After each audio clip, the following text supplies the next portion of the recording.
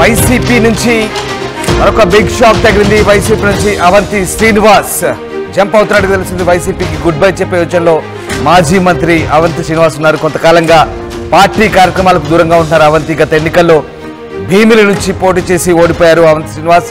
ఓటమి తర్వాత పెద్దగా బయటకు రాలేదు అవంతి శ్రీనివాస్. భవిష్యత్ రాజకీయంపై కార్యకర్తలు అనుచరులతో మంత్రాలు జరుపుతున్నట్టుగా తెలుస్తుంది. గత ఎన్నికల్లో భీమిలి నుంచి పోటీ చేసి ఓడిపోయారు అవంతి శ్రీనివాస్. ప్రస్తుతమైన వైసీపీకి గుడ్ బై చెప్పే యోచనలో ఉన్నట్టుగా తెలుస్తోంది. దీంతో వైసీపీకి మరొక షాక్ ఇవ్వబోతున్నారు కీలక నేత. గత కొంతకాలంగా పార్టీ కార్యక్రమాలకు దూరంగా ఉంటున్నారు అవంతి. గత ఎన్నికల్లో భీమిలి నుంచి పోటీ చేసి ఓడిపోయారు. ఓటమి తర్వాత పెద్దగా బయటకు రాలేదు. అయితే తాజాగా ఆయన భవిష్యత్ రాజకీయంపై కార్యకర్తలు అనుచరులతో మంత్రాలు జరుపుతున్నట్టు తెలుస్తుంది.